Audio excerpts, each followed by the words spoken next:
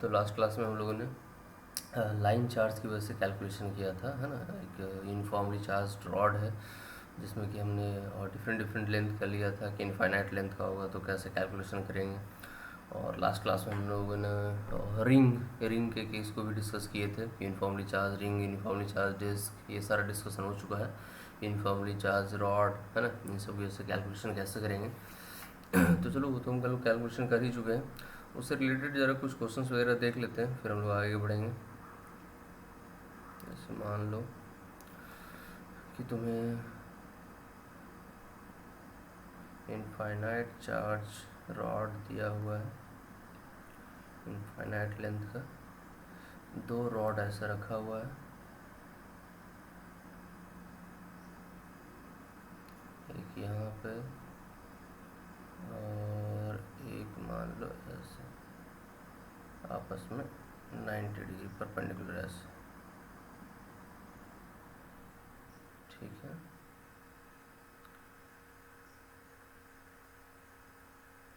यहाँ से तुम इसको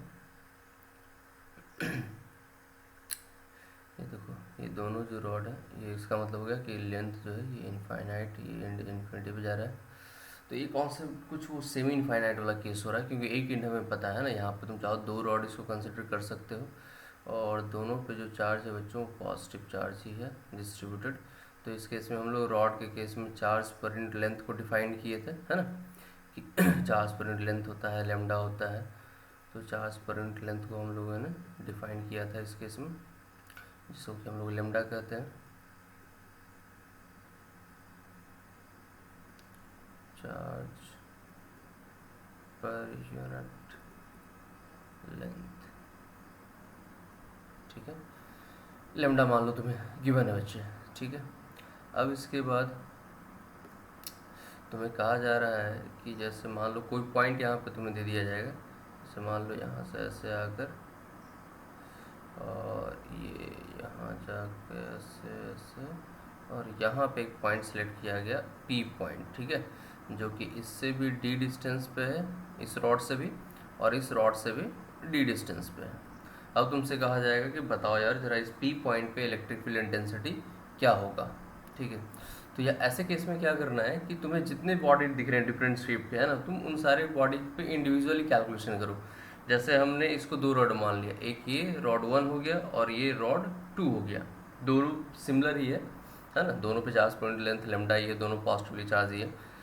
तो पहले हम क्या करेंगे कि दोनों रॉड की वजह से इंडिविजुअल लिखेंगे, ठीक है, एंड देन फिर उसको डायरेक्शन के साथ क्या कर देंगे बच्चों, कंबाइन कर देंगे। बहुत ज़्यादा कुछ टफ नहीं है। तो अब सोचते हैं ज़रा कैसे लिखा जाए। तो थोड़ा सा रॉड के कॉन्सेप्ट को एक बार फिर से याद कर लो, यदि तुम रिवाइज नहीं कर रखे हो तो एक बार हम तुम्हें थोड़ा याद दिला दें कि ऐसे केस में हमने सेमी इनफाइनाइट का ये केस जाकर तुम देखना लेक्चर में करवाया हुआ है ना। लास्ट लेक्चर जो दिया गया उसी में होगा। तो हम लोग क्या करते थे, जिस पॉइंट पे कैलकुलेट करना हो वहाँ से परपेंडिकुलर ड्रॉ करते थे, ये परपेंडिकुलर डिस्टेंस कहलाता था डी। उसके बाद अगला काम क्या होता था, तो अगला काम होता था बच्चों एंड को ज्वाइन करना, है ना, एंड को ज्वाइन करना। तो जैसे इस एंड को ऐसे ज्वाइन करोगे, इस एंड को ज्वाइन करो, ये एंगल मान लो थीटा हो गया, इस एंड को ज्वाइन कर दिए तो एंगल थीटा हो गया। और इस एंड को जब लेकर जाओगे तो ये तो 90 डिग्री पे चला जाएगा, ठीक है। तो ये थीटा 1 तुम्हारा थीटा हो गया, theta 1 equals to theta, and theta 2 जो तुम्हारा हो गया वो 90 डिग्री हो गया। अब इक्वेशन में तुम पुट करोगे इस यहाँ पे इक्वेशन जो हम लोग बनाते थे, दो कंपोनेंट लेते थे, एक पैरेलल कंपोनेंट और एक बच्चों परपेंडिकुलर कंपोनेंट। तो पैरेलल कंपोनेंट नीचे भी हो सकता था, ऊपर भी हो सकता था, ठीक है। तो ऊपर क्यों नहीं लिए, क्योंकि देखो ये जो पोर्शन है बच्चों, ऊपर वाला पोर्शन वो थोड़ा ज़्यादा है ना। और यहाँ चूँकि हम रॉड यदि पॉजिटिवली चार्ज लिए हैं तो रिपल्सन की वजह से इसका कंपोनेंट, नीचे वाला कंपोनेंट ज़्यादा स्ट्रांग होगा। अब ये चीज़ समझाया हुआ है, ये प्रीवियस क्लास में समझाया हुआ है कि कब इसको नीचे लेना है, कब ऊपर लेना है। तो उसमें हम लोग देखते थे कि जैसे ये पोर्शन और ये नीचे वाला पोर्शन, इसको कंपेयर करते थे। चूँकि ये पोर्शन जो है वो इधर रिपेल करेगा इस डायरेक्शन में, ठीक है, जिसका एक कंपोनेंट वर्टिकली ऊपर होगा, और ये जो है पोर्शन ये इधर ऐसे रिपेल करेगा +1 चार्ज को, जिसका कि कंपोनेंट नीचे होगा। और चूंकि ये पोर्शन ज़्यादा है तो ये फील्ड ज़्यादा स्ट्रॉन्गर होगा नीचे वाला, तो नेट जो फील्ड हो जाएगा वो नीचे की तरफ होगा, डाउनवर्ड डायरेक्शन में होगा बच्चों। परपेंडिकुलर कंपोनेंट तो यदि पॉजिटिव है तो ऑब्वियसली रिपल्सन होगा, तो यही होगा अवे फ्रॉम रॉड। यदि नेगेटिव होता रॉड पे चार्ज तो टुवर्ड्स रॉड हो जाता। तो ये कंपोनेंट कहलाएगा परपेंडिकुलर कंपोनेंट, ये कंपोनेंट कहलाएगा बच्चों पैरेलल कंपोनेंट। अब इसमें वही वैल्यूज़ वगैरह तुम्हें पुट करना था, वैल्यूज़ वगैरह क्या था, तो परपेंडिकुलर कंपोनेंट अभी सब याद रखना होगा कि क्या था बच्चों। तो लेमडा बाई, है ना, वो के लेमडा बाई डी लिखते थे उसको, तो चाहो तुम उस टर्म में लिख दो के लेमडा बाई डी, और ये था sign theta 1 plus sine theta 2, है ना। और जो पैरेलल कंपोनेंट था वो क्या था बच्चों, के lambda by D cos theta 1 minus cos theta 2, बस यही था। थीटा 1 थीटा 2 तुम्हारे सामने से पुट करोगे तुम्हें आंसर मिल जाएगा। तो आ जाओ पहले एक एक रॉड को जरा इंडिविजुअली, पहले मान लो इस रॉड 1 के लिए जरा हम कैलकुलेशन शुरू करते हैं।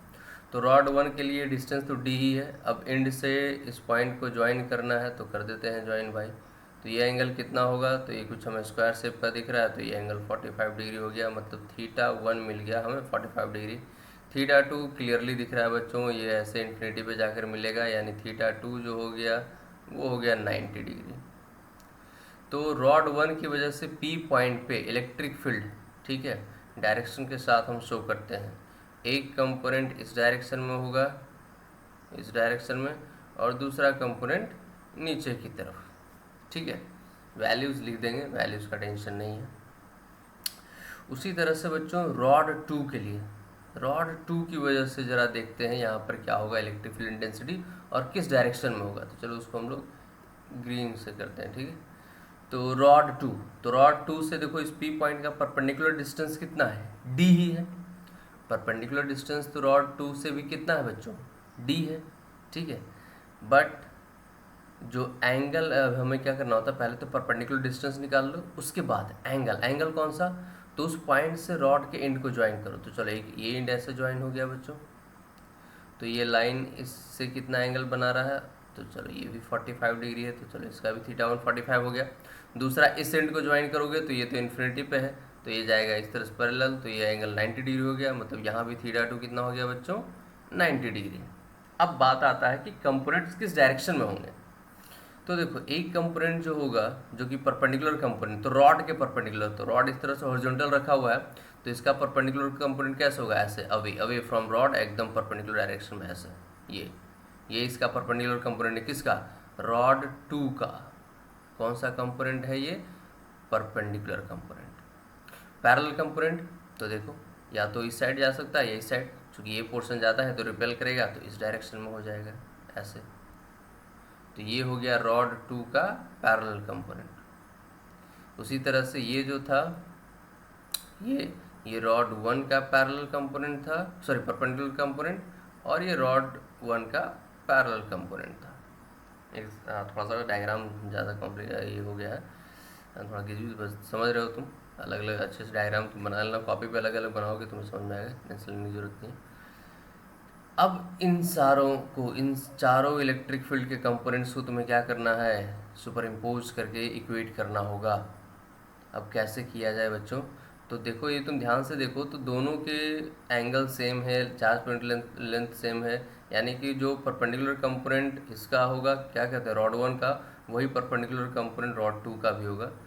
तो तुम इस तरह से कैलकुलेट कर सकते हो, परपेंडिकुलर कंपोनेंट, है ना, rod 1 equals to perpendicular component, magnitude हम सिर्फ फाइंड कर रहे हैं, रॉड 2, दोनों का परपेंडिकुलर कंपोनेंट का मैग्नीट्यूड सेम ही होगा।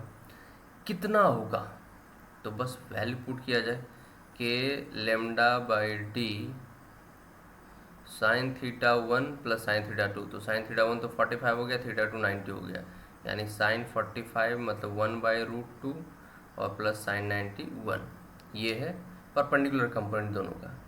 पैरेलल कंपोनेंट की यदि हम बात करें, तो पैरेलल कंपोनेंट 1 और पैरेलल कंपोनेंट 2 दोनों का वही सेम ही रहेगा, क्योंकि एंगल सेम बन रहा है, तो उसमें टेंशन लेने की ज़रूरत नहीं है।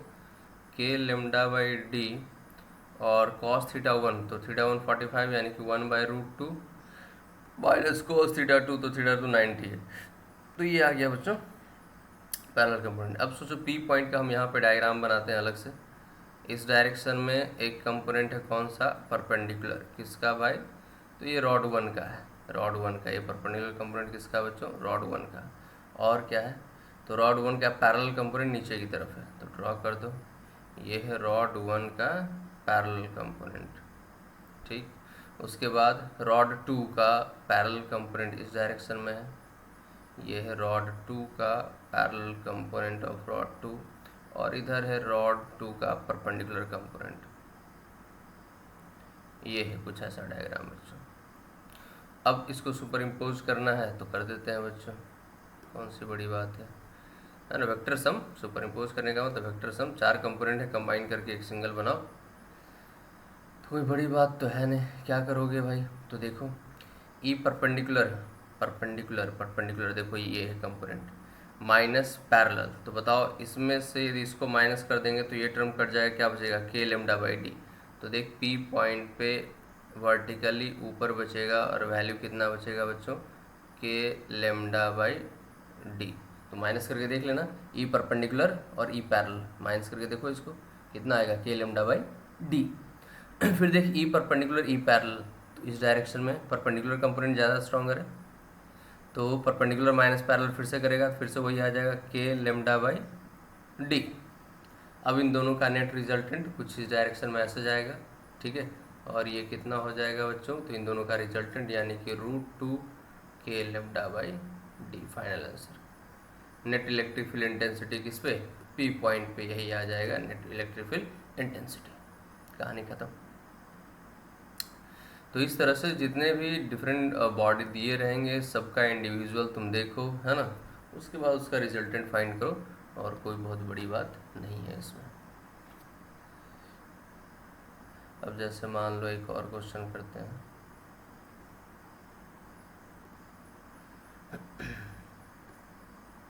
जैसे मान लो कोई तुम्हें स्क्वायर या रेक्टेंगल कुछ भी शेप दे सकता है, मान लो हम एक स्क्वायर शेप ले लेते हैं।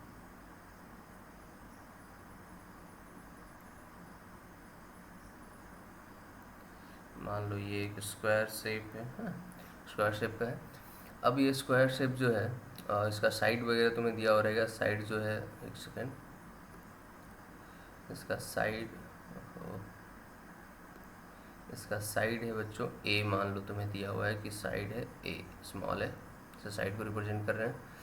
अब ये रॉड है और रॉड कुछ इस तरह से चार्ज्ड है। देखो ये रॉड पॉजिटिवली चार्ज्ड है, ऐसे ऐसे, ये पॉजिटिवली चार्ज्ड, ये नेगेटिवली चार्ज, नहीं सॉरी, ये भी पॉजिटिवली चार्ज्ड, ये नेगेटिवली चार्ज्ड, और ये भी नेगेटिवली चार्ज्ड। और चार्ज पर यूनिट लेंथ लेमडा ही है यहाँ पे, बस ये नेगेटिव है और ये तुम्हारा क्या बच्चों? पॉजिटिव है, ठीक है। तो तुम इसको माइनस लेमडा ऐसे लिख सकते हो। ये नेगेटिवली चार्ज है, पॉजिटिव चार्ज, मतलब मैग्नीट्यूड सेम है। जैसे 2 कूलम पर यूनिट है लेंथ, तो यहाँ पे -2 कूलम पर यूनिट लेंथ है, मतलब मैग्नीट्यूड सेम है पर यूनिट लेंथ पे चार्ज का, बट इस पर नेगेटिव और इस पर क्या बच्चों? पॉजिटिव है, बस इतना ही डिफरेंस है। अब तुमसे पूछा जाता है कि बताओ इसके सेंटर पे यहाँ क्या होगा electric field intensity due to this square. कैसे कैलकुलेट करेंगे? तो कोई दिक्कत वाली बात नहीं, एकदम जो बेसिक अपना प्रोसेस है उसके थ्रू चलेंगे। क्या बेसिक प्रोसेस है? जिस पॉइंट, पहले देखो यहाँ पे हमें 4 रॉड दिख रहे हैं, 4, 1 2 3 4। हर एक रॉड की वजह से इंडिविजुअली पहले कैलकुलेट करेंगे, फिर वेक्टर सम करेंगे, ठीक है। तो पहले रॉड 1 को जरा देखते हैं। तो इसकी वजह से कैसे कैलकुलेट करना है? तो हमें 3 चीज़ चाहिए, डी, θ1 θ2। डी क्या होता है भाई? तो जिस पॉइंट पे निकालना है वहाँ से बस एक परपेंडिकुलर डाल दो। वो परपेंडिकुलर लेंथ जो होगा वही क्या कहलाएगा? डी। तो बताइए टोटल ए है, तो ये लेंथ कितना होगा? a/2, यानी अपना डी मिल गया। क्या है वो? a/2, ठीक है, डी मिल गया, ओके। अब θ1 θ2 कैसे फाइंड करें भाई? तो उसके लिए एंड्स को, है रॉड का जो एंड है उसको तुम्हें ले जाकर उस पॉइंट से ज्वाइन करना होता है। दोनों एंड को लाकर ज्वाइन कर दो ज्वाइन कर दिए भाई। अब तो जो पहले तुम परपेंडिकुलर लाइन ड्रॉ किए थे उससे देखो ये एंड को ज्वाइन करने वाला लाइन कितना एंगल बना रहा है, मतलब ये एंगल तुम्हें देखना है। तो भाई साहब ये स्क्वायर है, स्क्वायर में क्या होता है? ये एंगल 90 डिग्री बनता है, ठीक है। यानी कि ये एंगल 45 डिग्री हो गया और ये एंगल क्या हो गया? 40। अब ये ज्योमेट्री है, अब ये तो तुम्हें पता होना चाहिए। यानी θ1 और θ2 दोनों एंगल कितना हो गया? 45 डिग्री। तो हमें जो चाहिए था सब मिल गया, थीटा 1 थीटा 2 डी सब मिल गया ना बच्चों। तो अब सोचते हैं रॉड 1 की वजह से उसको अलग चाहो तो तुम बना लो, है ना, रॉड 1 को अलग से बना लो ताकि थोड़ा ज़्यादा क्लियर हो तुम्हें समझने में। रॉड 1 को यहाँ पे ऐसे बना लो बच्चों। अब रॉड 1 की वजह से इस पी पॉइंट पे इलेक्ट्रिक फील्ड इंटेंसिटी, ठीक है, तो कॉन्सेप्ट तो वही है, दो डायरेक्शन में, एक परपेंडिकुलर दूसरा पैरेलल, पैरेलल ऊपर की नीचे। अब यहाँ पे थोड़ा सा देखो क्या लग रहा है देखने में कि ऊपर भी उतना ही लेंथ है नीचे भी उतना ही लेंथ है भाई। तो किधर, जैसे लगता था जब ऊपर ज़्यादा लेंथ होता था तो नेट क्या हो जाता था, डाउनवर्ड डायरेक्शन में यदि पॉजिटिवली चार्ज है तो, है ना, यही देखते थे ना। लेकिन यहाँ ऊपर और नीचे दोनों पोर्शन सेम है, इक्वल साइज का है, तब तो जितना फोर्स ये इधर रिपेल करेगा उतना ही फोर्स ये इधर रिपेल करेगा, तो दोनों का वर्टिकल कंपोनेंट तो सेम हो जाएगा, तो नेट क्या हो जाना चाहिए, जीरो हो जाएगा। जीरो करके देख ले, देख ये हो गया परपेंडिकुलर कंपोनेंट, पैरेलल कंपोनेंट लिख देंगे, वैसे लिखने की जरूरत नहीं, वो जीरो आ जाएगा, देख लेते हैं अभी कैलकुलेट करके, टेंशन मतलब। के लेमडा बाई डी, ये तो परपेंडिकुलर है, इसका फॉर्मूला क्या होता है, k lambda by d sine theta 1 plus sine theta 2, यानी कि sine 45 degree plus sine 45 degree, क्योंकि दोनों एंगल बच्चों 45 डिग्री आया है, यानी 1/√2 प्लस 1/√2 वो हो जाएगा √2, है ना, क्योंकि 2/√2 तो √2 आ जाएगा, यानी ये हो गया √2 के लेमडा बाई डी। अब आते हैं जरा पैरेलल कंपोनेंट की बात करते हैं। पैरेलल कंपोनेंट तो वो कितना हो जाएगा, के lambda by D cos theta 1 minus cos theta 2। Theta 1 theta 2 दोनों इक्वल है बच्चों, डिफरेंस क्या हो जाएगा, ज़ीरो। डिफरेंस क्या हो गया, ज़ीरो। तो रॉड 1 की वजह से जो इलेक्ट्रिक फील्ड इंटेंसिटी है वो इस डायरेक्शन में, देखिए इस डायरेक्शन में ऐसे, ड्यू टू रॉड 1, चलो इसको E1 कह लेते हैं, क्या कह लेते हैं, E1। ये था रॉड 1 की वजह से, ये किसकी वजह से था, रॉड 1 की वजह से। तो तुम ध्यान से देख यदि तो रॉड 2 भी तो कुछ वैसा ही है ना, ठीक है, तो जैसे रॉड 1 की वजह से इस साइड है तो रॉड 2 की वजह से क्या होगा, इस साइड रिपेल कर देगा नीचे की तरफ, तो ये हो गया E2, है ना जी।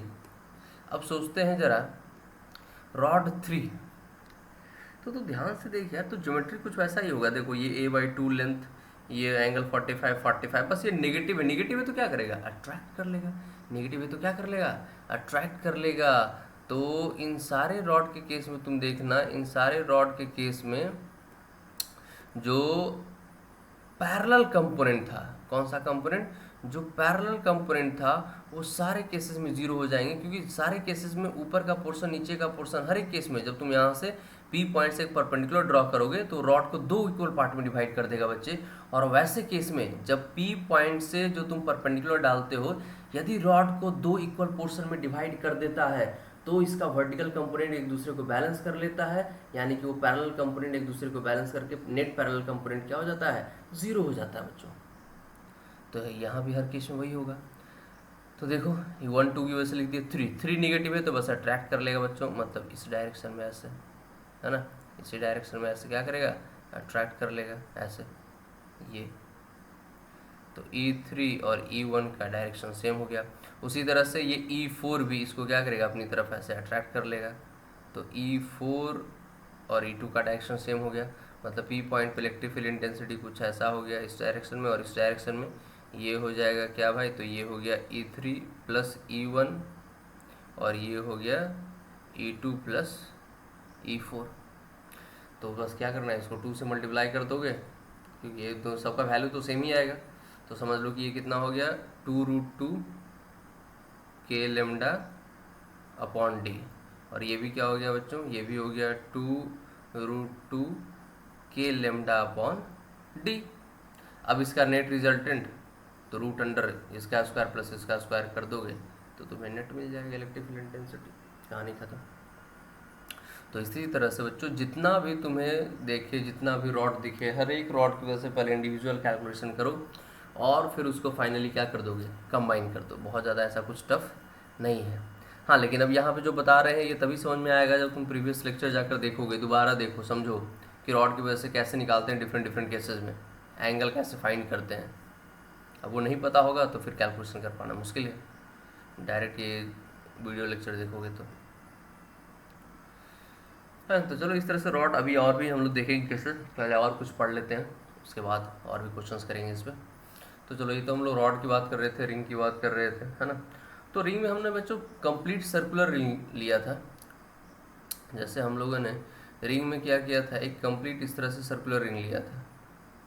तो जब तुम इस तरह से एक कंप्लीट सर्कुलर रिंग लेते हो तो उस सर्कुलर रिंग को यदि तुम यूनिफॉर्मली चार्ज कर देते हो, सर्कुलर रिंग को क्या कर देते हो, यदि तुम यूनिफॉर्मली चार्ज कर देते हैं, ऐसे यूनिफॉर्मली चार्ज देती है, तो उस केस में हमने देखा था कि उसके सेंटर पे, एग्जैक्टली सेंटर पे, सेंटर पॉइंट पे, यहाँ इस सेंटर पॉइंट पे बच्चों इलेक्ट्रिक फील्ड इंटेंसिटी क्या होता है, जीरो होता है। सेंटर पॉइंट पे इलेक्ट्रिक फील्ड इंटेंसिटी जीरो होता है यदि ये यूनिफॉर्मली चार्ज हो। कैसा होना चाहिए, यूनिफॉर्मली चार्ज होना चाहिए, ठीक है। और इसके एक्सिस पे, एक्स डिस्टेंस पे हम लोग कैलकुलेशन वगैरह किए थे। बट अब मान लो ये complete circular ring, uniform circular ring ना दे के वो सेमी सर्कुलर रिंग दे दे।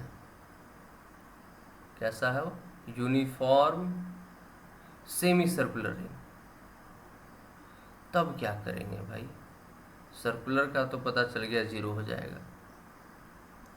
और उसके जीरो होने का वजह भी है बच्चों, है ना। हर डायरेक्शन से देखो ना, कहीं पे इलेक्ट्रिक फील्ड इंटेंसिटी कैलकुलेट करने का बेसिक प्रोसीजर क्या है, बेसिक प्रोसीजर क्या है, वहाँ एक +1 कूलम चार्ज रखना होता है और उस पर नेट फोर्स कैलकुलेट करो।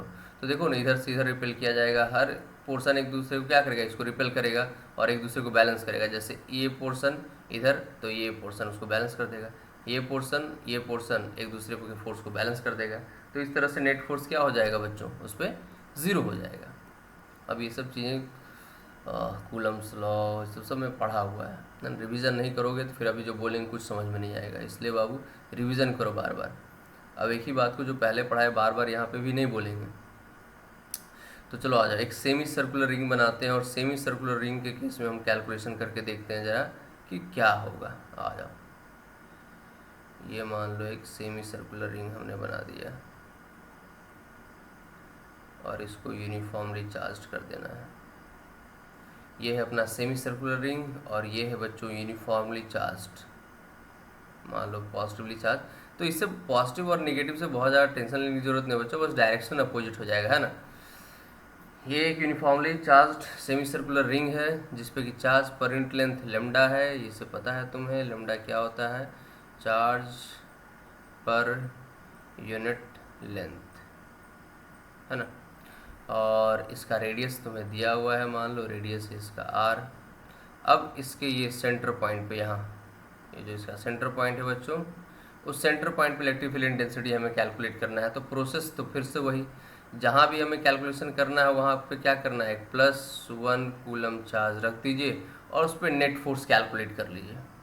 अब दिक्कत क्या है कि हमें फोर्स कैलकुलेट करना है तो कूलम्स लॉ अप्लाई करना पड़ेगा। और कूलम्स लॉ जो हम लोग अप्लाई करते हैं वो पॉइंट चार्ज के लिए करते हैं। कैसे चार्ज के लिए करते हैं, पॉइंट चार्ज के लिए करते हैं। तो भैया दोनों पॉइंट चार्ज होना चाहिए, बट यहाँ एक पॉइंट चार्ज तो है लेकिन दूसरा जो चार्ज है वो तो पूरा की तरह यहाँ पे क्या पूरी तरह से यूनिफॉर्मली डिस्ट्रीब्यूटेड है। तो ऐसे केस में क्या करना है चाहिए, अब तक तुम्हें दिमाग में थोड़ा बहुत आ चुका होगा कि क्या करना है। क्या बच्चों, कुछ नहीं करना है, एक एलिमेंट सेलेक्ट करना पड़ेगा और क्या करना पड़ेगा। तो चलो मान लो कि हम यहाँ पे एक एलिमेंट सेलेक्ट कर लेते हैं, ये पोर्शन है, ये है अपना एलिमेंट, ठीक है। अब ये एलिमेंट तो हमने सेलेक्ट कर लिया, बट एलिमेंट का लोकेशन क्या है, कहाँ पे सेलेक्ट किया वो भी तो पता होना चाहिए। तो उसके लिए हम लोग देखो इस केस में क्या करते हैं, यहाँ पे कुछ एंगल के टर्म में चलता है बच्चों। अब ये इंटीग्रेशन मेथड है, ये सब चीज़ सीखो, यहाँ पे देखो और उसको सीखो, है ना, कि कैसे इस केस में इंटीग्रेशन किया जाएगा। जैसे हम लोग जब पॉइंट चार्ज में कैलकुलेशन करते थे तो सिंपल था कि Q1 Q2 बाय r²। लेकिन जहाँ भी अब पॉइंट चार्ज नहीं मिलता है तो वैसे केस में हम क्या करते हैं, बॉडी पे एक छोटा सा पॉइंट चार्ज ढूंढते हैं और उसकी वजह से पहले लिखते हैं इक्वेशन एंड देन फिर आगे जाके क्या करते हैं, इंटीग्रेशन करते हैं। तो बिल्कुल उसी तरह से यहाँ पे भी बॉडी पे एक पॉइंट चार्ज या एक एलिमेंट कह लो, एलिमेंट हमने ढूंढा है तो उस एलिमेंट का लोकेशन पता होना चाहिए कि एलिमेंट कहाँ पे है। कैसे उसको बताओगे किस जगह पे है, तो इसको बताने का तरीका क्या है कि जैसे मान लो इस एलिमेंट वाले इस पॉइंट से इस P पॉइंट को ज्वाइन कर दो जहाँ पे हमें कैलकुलेशन करना है इंटेंसिटी का। और मान लो कि ये जो लाइन है वो अपने इस हॉरिजॉन्टल लाइन से ऐसे थीटा एंगल बना रहा है। कितना एंगल बना रहा है बच्चों, थीटा एंगल बना रहा है क्लॉकवाइज डायरेक्शन में। तो हमने जो एलिमेंट सेलेक्ट किया है वो एलिमेंट जो है वो एलिमेंट का लोकेशन क्या है भाई, तो वो लोकेशन जो है उसका रेडियस जो है कह सकते हो, उस पॉइंट से जब हम रेडियस वेक्टर ड्रॉ करेंगे तो हॉरिजॉन्टल से कितना एंगुलर डिस्प्लेसमेंट पे थीटा, ऐसा बता सकते हैं। ठीक है, एक लोकेशन पता चल गया कि हाँ ठीक है भाई यहाँ सेलेक्ट किया गया है। तो ये एलिमेंट जो है वो एलिमेंट भी इस सेंटर पे कुछ ना कुछ एंगल बनाएगा। देखो ये एंगल कुछ ना कुछ तो होगा ना। अब ये एंगल कितना है, तो चलो इस एंगल को हम मान लेते हैं कि ये जो एंगल है बच्चों, ये एंगल है डी थीटा। ये एंगल कितना है, डी थीटा। ये एंगल डी थीटा। ये एंगल कौन सा है, जो एलिमेंट बना रहा है कहाँ पे, सेंटर पे, सर्कल के सेंटर पे ये जो एंगल बना रहा है। ठीक है, उस एंगल को हमने मान लिया डी थीटा। अब क्या करें, तो ठीक है भाई, इतना तक तो हो गया सारा काम, लोकेशन पता चल गया कि भाई उस एलिमेंट का लोकेशन क्या है। दूसरा काम ये होता है कि एलिमेंट पे चार्ज कितना है, चार्ज ऑन एलिमेंट। जो तुम एलिमेंट सेलेक्ट किए हो उस एलिमेंट पे क्या चार्ज है, कितना चार्ज है। तो चलो उसको हम मान लेते हैं डी क्यू। क्या मान लेते हैं बच्चों, डी क्यू। तो इस डी क्यू को लिखेंगे कैसे, तो चार्ज पर यूनिट लेंथ तो लेमडा दिया हुआ है, तो उस एलिमेंट का लेंथ है कितना भाई। तो देखो एलिमेंट एंगल बना रहा है डी थीटा और इसका रेडियस है आर। तो पढ़े होगे तुम कहीं ना कहीं कि ये आर्क लेंथ जो होता है, ये आर्क, ये होता है रेडियस इंटू जो एंगल बना रहा है। तो आर इंटू डी थीटा, ये हमें क्या दे देगा बच्चों, डी क्यू। क्या दे देगा, डी क्यू, मतलब जो चार्ज उस एलिमेंट पे।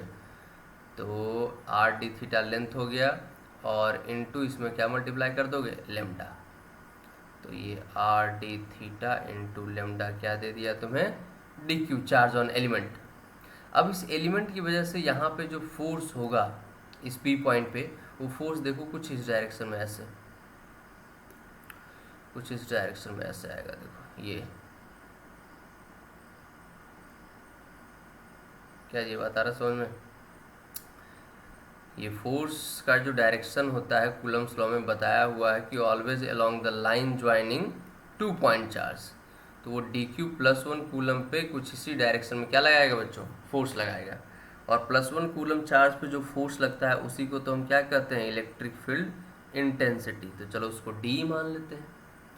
अब देखो ये जो एंगल है, ये एंगल हो गया थीटा। ये एंगल कितना हो गया बच्चों, थीटा। ये एंगल हो गया थीटा। ठीक है, चलो थोड़ा साफ से लिख देते हैं, इस रेडियस को हटाओ यार, हटाओ यहाँ से, है ना। आर रेडियस है, यहाँ पे कहीं भी साइड में लिख दो। आर क्या है बच्चों, रेडियस। तो ये एंगल हो गया बच्चों थीटा। तो इस डी का क्या करना है, अब देखो, अब यहाँ पे डी हम कैलकुलेट कर लेंगे कैसे, तो K into D Q into plus 1 और ये गैप कितना है आर, तो R square, K Q one Q two by R square, D मिल गया। और उसको डायरेक्ट कर देंगे इंटीग्रेट। तो यहाँ पे गलत हो जाएगा। क्यों गलत हो जाएगा, क्योंकि डी जो है, ये डी तुम जो कैलकुलेट किए हो, अब ये डी जब तुम ये एलिमेंट सेलेक्ट करोगे तो डी का डायरेक्शन मतलब इलेक्ट्रिक फील्ड कुछ इस डायरेक्शन में होगा। तुम एलिमेंट यहाँ सेलेक्ट करते तो इलेक्ट्रिक फील्ड कुछ इस डायरेक्शन में होता। तुम एलिमेंट यहाँ सेलेक्ट करते इस जगह पे तो इलेक्ट्रिक फील्ड कुछ इस डायरेक्शन में होता। तो अलग अलग जगह पे जब एलिमेंट सेलेक्ट कर रहे हैं तो इस डी का डायरेक्शन अलग अलग है, तो हम इसको डायरेक्ट ऐसे इंटीग्रेट नहीं कर सकते हैं। ऐसे केस में क्या करना होता है कि इसका 2 कंपोनेंट तुम्हें तोड़ देना है ऐसे।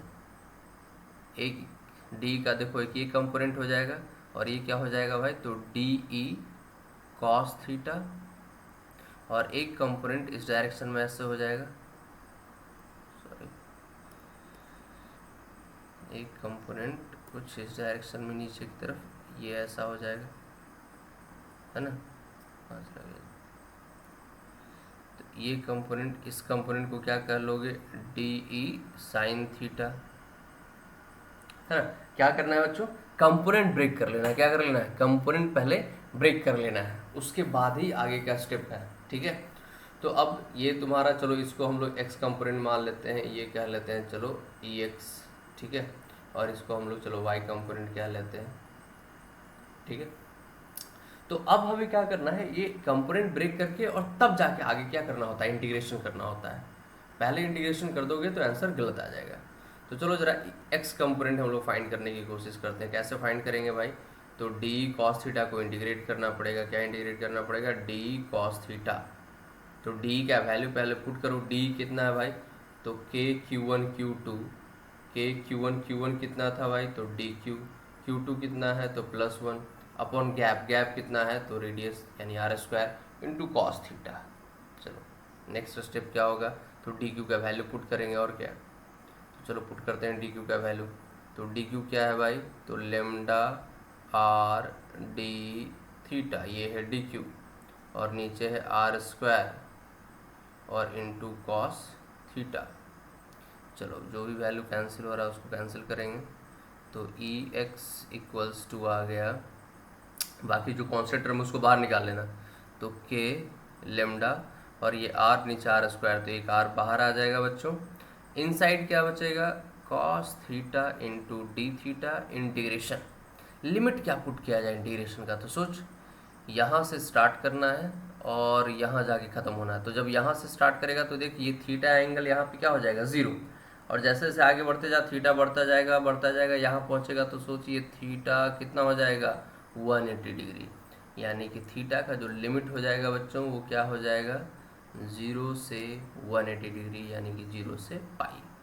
तो कॉस थीटा को 2 इंटीग्रेट कर, कॉस थीटा का इंटीग्रेशन क्या होता है साइन थीटा, कॉस थीटा का इंटीग्रेशन होता है बच्चों साइन थीटा, लिमिट 0 से पाई, तो साइन पाई भी 0 साइन 0 भी 0, तो इसका आंसर आ जाएगा 0। क्या आ जाएगा बच्चों 0, मतलब एक्स कंपोनेंट क्या आ गया 0। क्यों 0 आया वो समझाते हैं, पहले लिख लो कि हाँ भाई ई एक्स 0 आ गया। अब ई वाई कैलकुलेट कर लेते हैं, उसके बाद समझाएंगे कि क्यों 0 आ रहा था। वैसे भी समझ सकते थे कि 0 आना चाहिए। वाई कंपोनेंट ज़रा निकाल के देखो, तो वाई कंपोनेंट के लिए क्या करोगे, डी साइन थीटा का इंटीग्रेशन चलेगा, तो डी का वैल्यू उसी तरह से पुट कर दो, के क्यू यानी कि के लेमडा अपॉन आर बाहर आ जाएगा बच्चों, इनसाइड बच जाएगा वही sine theta into D theta.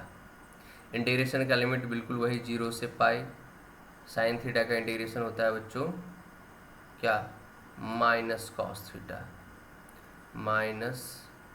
Theta 0 से पाई, तो ये हो गया के लेमडा बाई आर, है ना, माइनस कॉस थीटा। तो माइनस साइन तुम चाहो तो चलो बाहर निकाल लो, कोई दिक्कत वाली बात नहीं, माइनस तो हम पहले ही बाहर निकाल लेते हैं, ठीक है, हटाओ माइनस को बाहर निकाल लिए। कॉस थीटा बचा तो कॉस पाई का वैल्यू होता है -1 माइनस कॉस 0 होता है 1, तो ये -1 -2 और माइनस मल्टीप्लाई करोगे तो +2 हो जाएगा, तो ये आ जाएगा बच्चों 2 के लेमडा बाई आर, और के क्या वैल्यू 1/4 पाई एप्सिलॉन नॉट यदि पुट कर देते हो तो ये आता है lambda by 2 pi epsilon not into r. ये आया फाइनल रिजल्ट। तो आ जाओ ज़रा उस डायग्राम को हम दोबारा बनाते हैं, यहाँ पर उस सेमी सर्कल को दोबारा बनाया जाए। ये है वो अपना सेमी सर्कल, एक सेकेंड, ठीक है, ये है अपना वो सेमी सर्कल मान लेते हैं। चलो, और यहाँ सेंटर पॉइंट, यहीं पे हमें इंटेंसिटी लिखना था। तो आजा देख, जैसे देख यहाँ पे 2 पोर्शन है, ये मान लो पॉजिटिवली चार्ज है, चार्ज पर यूनिट लेंथ लेमडा है ना, और इसका रेडियस क्या है बच्चों, रेडियस आर, ये गिवन रहेगा हमें। अब सेंटर पे लिखना था, देख यहाँ पे 2 पोर्शन है, एक पोर्शन जो तुम्हारा है वो ये है, ये हाफ पोर्शन, ठीक, और दूसरा हाफ पोर्शन ये है। सोच ये हाफ पोर्शन इधर ऐसे रिपेल करेगा जिसका कि 2 कंपोनेंट, एक इधर और एक नीचे। ये हाफ पोर्शन जो है वो इधर रिपेल करेगा इस पॉइंट को, जिसका एक कंपोनेंट नीचे और दूसरा कंपोनेंट इस डायरेक्शन में। ये दोनों कंपोनेंट एक दूसरे को क्या कर लिया बच्चों, बैलेंस। इसीलिए हॉरिजॉन्टल कंपोनेंट क्या हो गया तुम्हारा 0, और वर्टिकल कंपोनेंट चूंकि ऐड हुआ है तो नेट वर्टिकल कंपोनेंट तुम्हें मिला ये। क्या समझ में आया? तो इसीलिए हॉरिजॉन्टल कंपोनेंट का इंटीग्रेशन भी तू करके देखा, देख इंटीग्रेशन क्या आया है 0 आया ई एक्स का। तो यहाँ से एक बात क्लियर हो गया।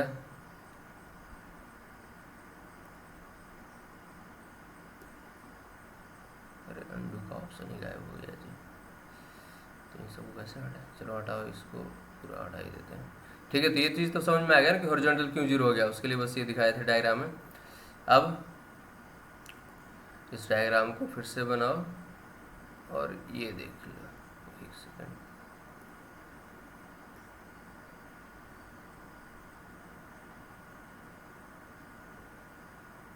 ठीक है। अब यहाँ पर ये बिल्कुल वही पॉजिटिवली चार्ज यूनिफॉर्म रिंग है, तो यहाँ पे हम लोग देखे, प्रैक्टिकली भी देखे, वैसे भी समझ में आ रहा था, बिना इंटीग्रेशन किए भी समझ में आ रहा था कि चूंकि रिपेल कर रहा है, हॉरिजॉन्टल कंपोनेंट एक दूसरे को बैलेंस कर लेता तो जीरो ही होना चाहिए था। तो सिर्फ यहाँ पे क्या मिला बच्चों, वर्टिकल कंपोनेंट एकदम नीचे की तरफ ऐसे, ठीक है, एकदम away from this circular ring, ठीक है। और ये वैल्यू कितना आया, तो lambda by 2 pi epsilon not r. यहीं पे यदि निगेटिवली चार्ज होता, क्या होता, निगेटिवली चार्ज होता तो क्या होता, कुछ नहीं, ऐसा हो जाता ऊपर की तरफ ऐसे, है ना। तो इसलिए टेंशन लेने की जरूरत नहीं है। तो बस ये, अब ये डायग्राम दिमाग में होना चाहिए कि चार्ज पॉइंट लेंथ लेमडा है, रेडियस आर है, तो सेमी सर्कुलर की वजह से क्या होता है भाई, तो lambda by 2 pi epsilon not r. और डायरेक्शन तुम्हें याद रखना है। अब जैसे मान लो सेमी सर्कुलर रिंग ऐसे बना दिया, तो कंफ्यूज मत हो जाना कि ऐसे बना दिया तो अब कैसे डायरेक्शन दिखाया है, कुछ नहीं है, अवे फ्रॉम रिंग दिखाना है। जैसे यहाँ सेंटर है तो इस डायरेक्शन में हो जाएगा, और क्या, lambda by 2 pi epsilon not into r. Tension लेने की जरूरत नहीं है। बस हाँ, ये अब याद रखना पड़ेगा, है ना। ये सोचोगे कि वहाँ पे डेरिवेशन कर लेंगे तो वो संभव नहीं, ये याद रखना ही होगा, किसी भी हालत में तुमको ये याद रखना है, तू रट चाहे जो कर, याद रखना होगा। जैसे वो स्ट्रेट लाइन वाले केस में, सॉरी रॉड वाले केस में तुम्हें जो बताया गया है, सेमी इनफाइनाइट इनफाइनाइट का केस, तो वो सभी तुम्हें याद रखना होगा।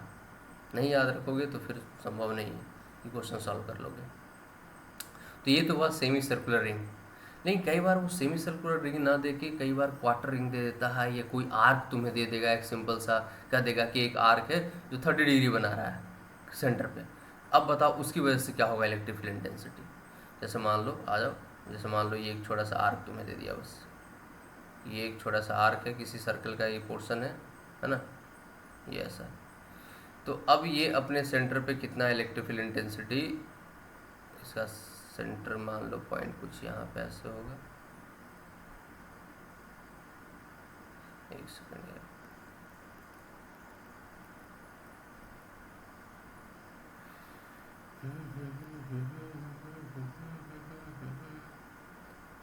यस,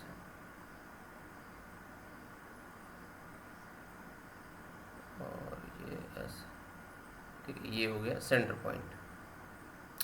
तो अब यदि हमसे पूछा जाएगा कि बताओ भाई यहाँ इस सेंटर पॉइंट पे इस आर्क की वजह से क्या होगा इलेक्ट्रिक फील्ड इंटेंसिटी।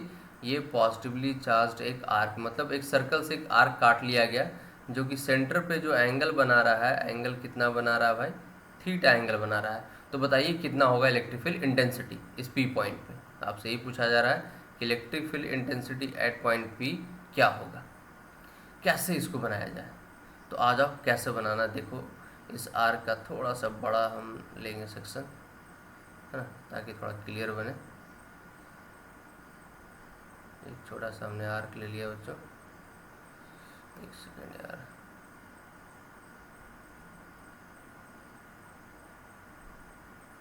ठीक है। सर्कल का ये एक पोर्शन है, ये एक आर्क है जो कि पॉजिटिवली चार्ज है, वही दिया हुआ था तुम्हें। और ये अपने सेंटर पे कितना इलेक्ट्रिक फील्ड जनरेट कर रहा है, वही इलेक्ट्रिक फील्ड हमें बताना है।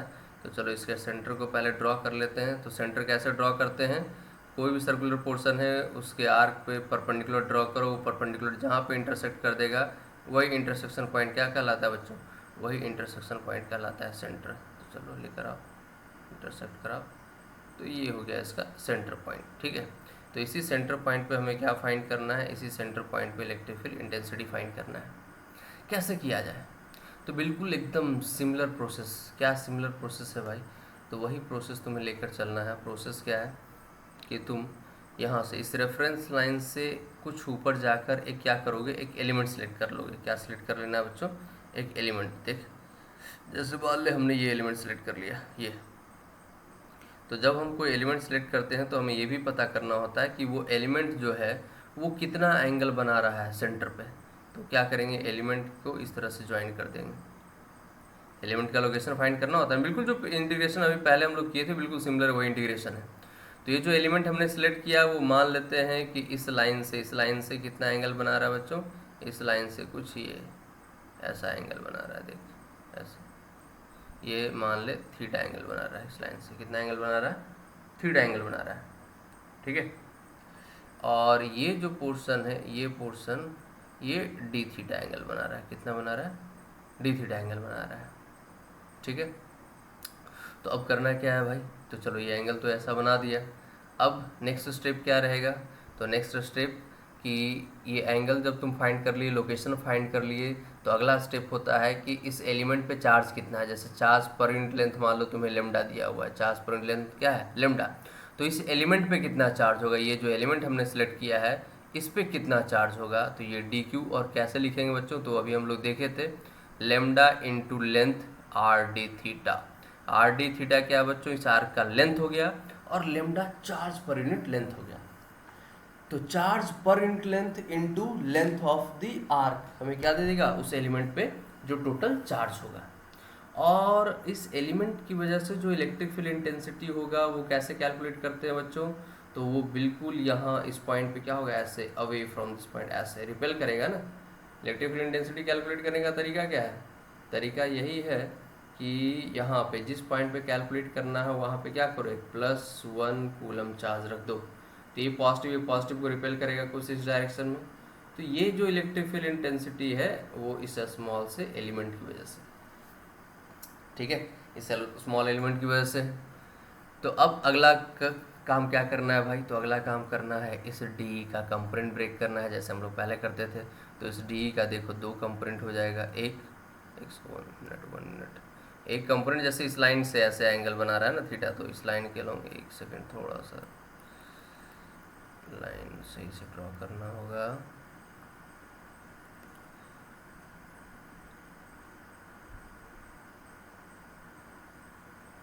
लाइन थोड़ा सही से ड्रॉ करोगे तभी जाके तुम्हें, चलो ये डी हो गया बच्चों, यहाँ पे हमने +1 कूलम चार्ज रखा था। अब इसका दो कंपोनेंट, एक तो इस लाइन के लॉन्ग कंपोनेंट हो जाएगा, है ना, मतलब ये जो लाइन तुम देख रहे हो ना, ये लाइन के लॉन्ग एक कंपोनेंट हमें तोड़ना होता है ऐसे, ऐसा इसलिए क्योंकि ये एंगल हमें पता है। तो एक कंपोनेंट तो ये हो गया हमारा, और दूसरा कंपोनेंट इसी के परपेंडिकुलर रेक्टेंगुलर कंपोनेंट्स ब्रेक करते हैं ना, जो हम लोग साइन थीटा कॉस थीटा जो कंपोनेंट ब्रेक करते हो, पी वेक्टर का दो component P cos theta and P sine theta, उसको हम लोग क्या कहते हैं, रेक्टेंगुलर कंपोनेंट्स। क्यों कहते हैं रेक्टेंगुलर कंपोनेंट्स, क्योंकि उनके बीच एंगल आपस में 90 डिग्री बनता है। तो ये हो गया अपना डी कॉस थीटा कंपोनेंट, और ये हो गया अपना डी साइन थीटा कंपोनेंट, ठीक है। तो अब फाइनल जब हमें चाहिए होगा नेट फील्ड इंटेंसिटी, तो हमें क्या करना होगा बच्चे, इन्हीं दोनों को इंटीग्रेट करना होगा, तब जाके हमें फाइनल मिलेगा। तो चलो एक को एक्स कंपोनेंट मान लेते हैं, एक को वाई कंपोनेंट मान लेते हैं। एक्स बिल्कुल सिमिलर वैसा ही चल रहा है। सेमी सर्कल भी क्या है बच्चों, एक आर्क ही तो है, वो एक ऐसा आर्क है जो 180 डिग्री एंगल बनाता है, ठीक है। यहाँ पर इस एंगल को चेंज कर देना, इसको अल्फ़ा लिख देना इस एंगल को, क्योंकि थीटा हम लोग यहाँ पे इंटीग्रेशन में रेफरेंस लेकर चल रहे हैं। तो क्वेश्चन में चलो एंगल जो दिया हुआ मान लेते हैं कि वो एंगल हमें अल्फ़ा दिया हुआ है, ठीक है। चलो मतलब ये टोटल एंगल यहाँ से लेकर ये जो एंगल होगा, जो सेंटर पे ये एंगल अपना जो आर्क जो एंगल सेंटर पे बना रहा होगा वो अल्फ़ा है।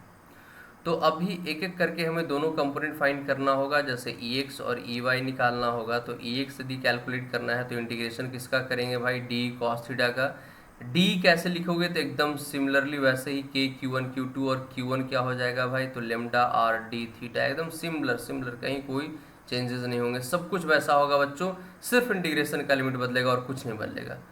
के Q1 Q2 कितना है भाई, तो +1 है, अपॉन गैप कितना है, तो r² है ना, और इंटू डी हो गया into cos theta E x. Integration का लिमिट बच्चों, तो थीटा जीरो इस लाइन से लेकर इस लाइन तक, ये लाइन कितना एंगल बना रहा है, ये टोटल एंगल कितना है बच्चों, यहाँ से यहाँ तक ये टोटल एंगल अल्फ़ा है, ये टोटल एंगल क्या है अल्फ़ा। तो थीटा इक्वल्स टू 0 से लेकर अल्फ़ा तक इंटीग्रेशन करना होगा।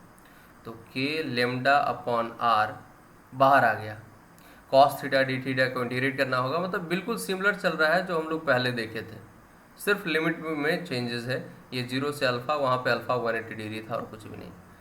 तो k lambda upon r cos theta का इंटीग्रेशन हो जाएगा साइन थीटा 0 से अल्फ़ा, है ना।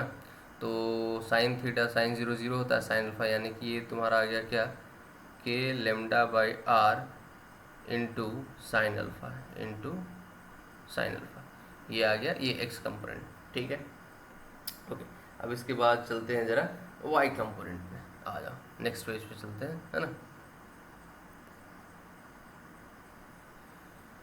वाई कंपोनेंट क्या था भाई, तो डी साइन थीटा, यानी कि समझ ही रहो के लेमडा बाई आर बाहर आ जाएगा, integration of sine theta d theta from 0 to alpha. तो इंटीग्रेट कर दो k lambda by r, sine का इंटीग्रेशन तुम्हें पता है कि माइनस कॉस थीटा होता है, 0 से alpha upper limit minus lower limit, चूँकि माइनस पहले से लगा हुआ है तो वो इंटरचेंज हो जाएगा पोजीशन, है ना, जो नेगेटिव वो पॉजिटिव हो जाएगा। तो k lambda by r 1 minus cos alpha, ठीक है, तुम पुट करके देखना, माइनस से मल्टीप्लाई करना, ये आएगा। तो ये आ गया क्या बच्चों, ई वाई। अब यदि हमें नेट चाहिए इंटेंसिटी, नेट इंटेंसिटी का क्या मतलब है, इन दोनों का रिजल्टेंट, यानी कि अंडर रूट एक्स कंपोनेंट का स्क्वायर प्लस वाई कंपोनेंट का स्क्वायर कर दो। ठीक है भाई, कर देते हैं, एक्स कंपोनेंट का स्क्वायर प्लस वाई कंपोनेंट का स्क्वायर। एक्स कंपोनेंट था क्या, तो k lambda by r sine alpha, देखो k lambda by r sine alpha, तो के लेमडा बाई आर इसका होल स्क्वायर तो हटा ही दो, कॉमन ही ले लो दोनों में, यहाँ आ जाएगा साइन स्क्वायर अल्फा, ठीक है, प्लस यहाँ 1 माइनस कॉस अल्फा का होल स्क्वायर। तो उसको ब्रेक कर ही देते हैं हम, चाहे तुम चलो ऐसे ही लिख लो, एक स्टेप बढ़ा ही लो, नहीं तो फिर कंफ्यूज हो जाओगे कहाँ से आ गया ये सब। तो कुछ इस तरह से आया है, ठीक है। अब इसको थोड़ा आगे, के लेमडा बाई आर स्क्वायर है बच्चों, तो वहाँ से तो रूट से वो बाहर आ ही जाएंगे, उसमें कुछ नहीं सोचना है। रूट के अंदर बचा गया तो ये, तो साइन स्क्वायर अल्फा को तो वैसे ही रहने दो, कोई छेड़छाड़ नहीं करना है, इसको बस ब्रेक कर दो, 1 plus cos square alpha minus 2 cos alpha, ठीक है। यहाँ तक कन्फ्यूजन तो नहीं होना चाहिए। अब ये sine square plus cos square ये हो जाएगा 1, यानी कि k lambda by r, k lambda by r under root sine square plus cos square alpha 1, और 1 प्लस 1 बच्चों यहाँ 2 कॉमन ले लो, तो 1 माइनस कॉस अल्फा बचा, 1 माइनस कॉस अल्फा, और 1 माइनस कॉस अल्फा। अब ये सब ट्रिग्नोमेट्री का कॉन्सेप्ट तो माइंड में होना चाहिए, खास करके जो मैथ के स्टूडेंट हैं। तो बाकी ज़्यादा टेंशन नहीं लेना बच्चों, डेरिवेशन बहुत इंपॉर्टेंट नहीं है, डेरिवेशन कहीं नहीं पूछा जाएगा। हाँ डेरिवेशन लेकिन देखोगे तो वो यूज़फुल कहाँ होगा वो भी बता देते हैं, वो यूज़फुल होगा तुम्हें बच्चे एडवांस लेवल के प्रॉब्लम में, क्योंकि एडवांस लेवल के प्रॉब्लम में कई बार क्वेश्चन ऐसा दे देता है जहाँ की तुम्हें कुछ नया कॉन्सेप्ट वो ऐड कर देता है, तो वहाँ पे तुम्हें इस तरह से डेरिवेशन का प्रोसेस पता होगा, तभी तुम जाके डेराइव कर पाओगे वो जो फाइनल रिजल्ट तुमसे मांग रहा होगा। वो डायरेक्ट फार्मूला पे क्वेश्चन बेस्ड कई बार नहीं पूछता है, तो वहाँ पे यूज़फुल होगा। तो 1 माइनस कॉस अल्फा होता है बच्चों 2 साइन स्क्वायर अल्फा बाई 2। अब ये सब फार्मूला है, ये पता होना चाहिए। तो ये 2 इंटू 2 से एक 2 निकल जाएगा, साइन स्क्वायर से एक साइन निकल जाएगा, यानी कि बाहर आ जाएगा बच्चों 2 k lambda by r into sine alpha बटा 2, साइन अल्फा बटा 2, कुछ ये रिजल्ट आया। अब देखो तुम्हें क्या याद रखना है, डेरिवेशन तुम्हारे लिए बिल्कुल इम्पॉर्टेंट नहीं है, हमने क्या अंडू कर दिया भाई, डेरिवेशन तुम्हारे लिए बिल्कुल इम्पॉर्टेंट नहीं है, तुम्हें क्या याद रखना है वो हम तुम्हें बता देते हैं, उसको बस ध्यान से सुन लो बच्चों, टेंशन लेने की कोई ज़रूरत नहीं है।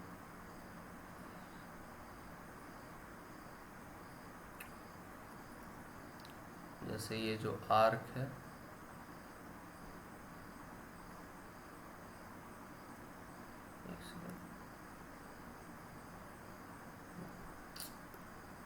आर्क बन जा भाई, हाँ देख ये जो आर्क है बच्चों, है ना,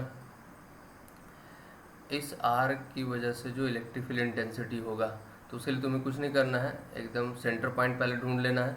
सेंटर पॉइंट ढूंढने का क्या तरीका है भाई, तो बस 2 पॉइंट से परपेंडिकुलर ड्रॉ कर देंगे, दोनों परपेंडिकुलर जहाँ पे इंटरसेक्ट करेगा वही पॉइंट क्या कहलाता है, सेंटर पॉइंट कहलाता है, तो उसमें टेंशन लेने की ज़रूरत ही नहीं है। ये ऐसे इंटरसेक्ट कर दिया, ये पॉइंट अपना क्या हो गया बच्चों, सेंटर पॉइंट हो गया, ठीक है। तो हमें सेंटर पॉइंट पहले ढूंढ लेना है कि सेंटर पॉइंट कहाँ है। उसके बाद सेंटर पॉइंट पे इलेक्ट्रिक फील्ड इंटेंसिटी कैसे लिखेंगे, कैसे, तो सेंटर पॉइंट पे इलेक्ट्रिक फील्ड इंटेंसिटी लिखने का तरीका, इस पॉइंट पे इलेक्ट्रिक फील्ड इंटेंसिटी कितना होगा, तो बस हमें ये एंगल पता होना चाहिए कि एंगल कितना बना रहा है। जैसे एंगल यदि अल्फ़ा बना रहा है तो यहाँ पे इलेक्ट्रिक फील्ड इंटेंसिटी कुछ इस डायरेक्शन में ऐसे, यहाँ से एकदम क्या करो, एकदम इस एंगल को बाइसेक्ट करते हुए एक लाइन ऐसे ड्रॉ करो, देखो ऐसे ये, और इसी लाइन के लॉन्ग होगा क्या, अपना electric field intensity, net electric field intensity, यही है नेट इलेक्ट्रिक फील्ड इंटेंसिटी। और इसका वैल्यू कितना होगा बच्चों, तो इसका वैल्यू होगा वही जो अभी हम लोग फाइंड किए हैं, 2k lambda by r sine alpha by 2। तुम कैलकुलेट करके देख सकते हो, तुम इमेजिन करके देख सकते हो। जैसे इमेजिन करो बच्चों कि एक सेमी सर्कुलर रिंग होता, तो सेमी सर्कुलर रिंग के लिए देखो क्या होता, देख यदि ये सेमी सर्कुलर रिंग है तो सेमी सर्कुलर रिंग के सेंटर पे कैसे कैलकुलेट करेंगे, तो सेमी सर्कुलर रिंग के सेंटर पे क्या होना चाहिए इंटेंसिटी भाई, तो जैसे यहाँ पर ये जो आर्क हमने सेलेक्ट किया था, ये आर्क जिस पे चार्ज पॉइंट लेमडा है, वो कितना एंगल बना रहा है, तो वो जो एंगल बना रहा है बच्चों, वो एंगल बना रहा है अल्फ़ा, सेंटर पे एंगल कितना बना रहा है, अल्फ़ा एंगल बना रहा है, ठीक है। तो यहाँ पे ये जो आर्क हमने सेलेक्ट किया है जो कि एक सेमी सर्कुलर शेप में है, ये सेंटर पे कितना एंगल बना रहा है, तो ये सेंटर पे एंगल बना रहा है बच्चों 180 डिग्री। ये जो अल्फ़ा यहाँ पे है वो कितना है, 180 डिग्री।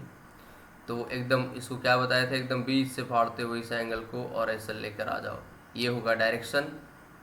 और वैल्यू कितना भाई, तो 2k lambda by r sine alpha by 2, sine alpha by 2, sine alpha by 2 यानी कि साइन 180 बाई 2 यानी कि साइन 90, साइन 91, यानी 2k lambda by r. 2k lambda by r का मतलब होता है बच्चों lambda by 2 pi epsilon not r. देखो एकदम सेम रिजल्ट आ गया कि नहीं।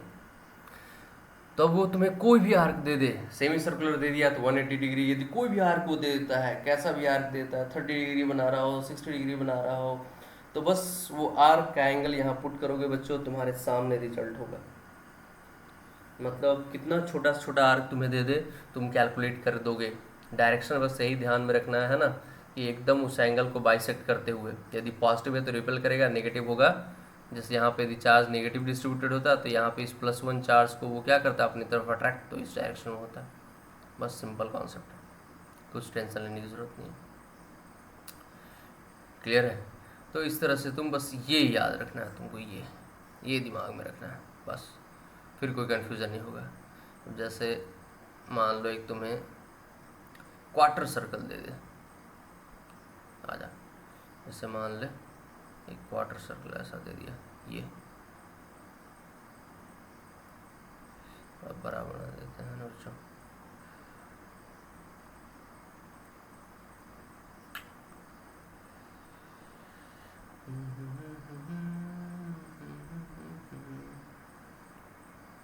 ये कुछ मान लो ऐसा तुम्हें एक क्वार्टर सर्कल दे देता है, ठीक है। और इसका सेंटर पॉइंट, तो सेंटर पॉइंट कुछ यहाँ पे हो जाएगा, कहाँ होना चाहिए बच्चों, यहाँ होना चाहिए, इस पॉइंट पे, ठीक है। यहाँ से परपेंडिकुलर ऐसे ड्रॉ करोगे और एक परपेंडिकुलर यहाँ से ड्रॉ करोगे, तो यही होगा क्या अपना सेंटर पॉइंट। और मान लेते हैं कि ये इस तरह से पॉजिटिवली चार्ज है यूनिफॉर्मली, और चार्ज पर यूनिट लेंथ क्या है, लेमडा, और इसका रेडियस क्या है बच्चों, रेडियस है आर। अब हमसे पूछता है कि बताओ इस पॉइंट पे क्या होगा इलेक्ट्रिक फील्ड इंटेंसिटी, तो कैलकुलेट करने का तरीका क्या है, यहाँ पे +1 कूलम चार्ज रखेंगे, वैसा भी इतना करने का जरूरत नहीं है, हम वही फॉर्मूला यूज़ कर देंगे। देखो ये एंगल कितना बना रहा है, 90 डिग्री, कितना एंगल बना रहा है, 90 डिग्री। तो पहले मैग्नीट्यूड कैलकुलेट कर लेते हैं, नेट इलेक्ट्रिक फील्ड इंटेंसिटी का क्या होगा, 2k lambda by 2 into sine 90/2, alpha क्या है यहाँ पे अल्फ़ा का वैल्यू क्या है 90 डिग्री, तो साइन 90/2 यानी 45, साइन 45 क्या होता है भाई, यहाँ आर होता है ना जी, साइन 45 1/√2, 1/√2 यानी कि के लेमडा डिवाइडेड बाई √2, तो 2√2, ये क्या बचेगा बच्चों, यहाँ पर सिर्फ √2 बचेगा, 2/√2 √2 by are, √2 k lambda by are. और डायरेक्शन क्या होगा भाई, तो डायरेक्शन के लिए क्या बताए थे कि बस इसको बीचों बीच एकदम 2 पार्ट में डिवाइड कर देना है, इसको बीचों बीच क्या करना है बच्चों, हमें 2 पार्ट में ऐसे डिवाइड कर देना है, और यही क्या होगा नेट इलेक्ट्रिक फील्ड इंटेंसिटी का डायरेक्शन, ऐसे, ठीक है। और ये नेट इलेक्ट्रिक फील्ड इंटेंसिटी है कितना भाई, तो नेट इलेक्ट्रिक फील्ड इंटेंसिटी है √2 के लेमडा अपॉन जो इसका रेडियस है आर। तो सोच, यदि हमसे सिर्फ कंपोनेंट पूछता है कि बताओ ये कंपोनेंट कितना होगा, इस डायरेक्शन में कंपोनेंट कितना होगा, तो बस ब्रेक कर देंगे कंपोनेंट, इसमें कौन सी बड़ी बात है यार। दोनों कंपोनेंट हम ब्रेक कर सकते हैं। कैसे ब्रेक कर सकते हैं, तो देखिए ये एंगल कितना हो जाएगा 45 45, ये एंगल कितना हो जाएगा 45, क्योंकि 90 को 2 पार्ट में डिवाइड किया है ना।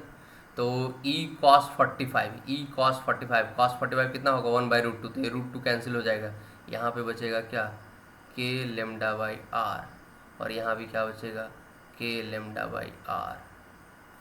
तो तुम इस तरह से भी लिख सकते हो कि यदि तुम्हें कोई आर्क ऐसे दिया हुआ है, एक मान लो कोई आर्क हमें ऐसे दिया हुआ है, तो आर्क की वजह से उसके सेंटर पे इलेक्ट्रिक फील्ड इंटेंसिटी तुम कुछ इस तरह से भी लिख सकते हो कि यदि तुम्हें एक आर्क, और वो आर्क कैसा है बच्चों, ये ध्यान रखना है, क्वार्टर सर्कल, मतलब 90 डिग्री अपने सेंटर पे बना रहा हो। ये क्वार्टर सर्कल यदि हुआ तो इस केस में यदि ये पॉजिटिवली चार्ज है इस तरह से, ठीक, तो इसके सेंटर पे इलेक्ट्रिक फील्ड इंटेंसिटी का जो तुम नेट फील्ड चाहो तो इस तरह से बीच से लिख दो, या उसके दोनों कंपोनेंट के साथ चाहो तो वो भी तुम लिख सकते हो कि एक कंपोनेंट इस डायरेक्शन में होगा जो कि होगा k लेमडा बाई आर, यानी कि lambda by 4 pi epsilon not into R, और एक कंपोनेंट इस डायरेक्शन में होगा जो कि lambda by 4 pi epsilon not R ही होता है सेम, और इन दोनों का रिजल्टेड इस डायरेक्शन में ये √2 k लेमडा बाई आर आता है। तो इस तरह से भी लिख सकते हो, इस तरह से भी लिख सकते हो। तो अब तुम्हें कोई भी दे दे बच्चों, क्वार्टर सर्कल दे दे, सेमी सर्कल दे दे, 30 डिग्री एंगल बना रहा हो, 60 डिग्री बना रहा हो, कुछ भी बना रहा हो, तुम वहाँ पे कैलकुलेशन कर सकते हो।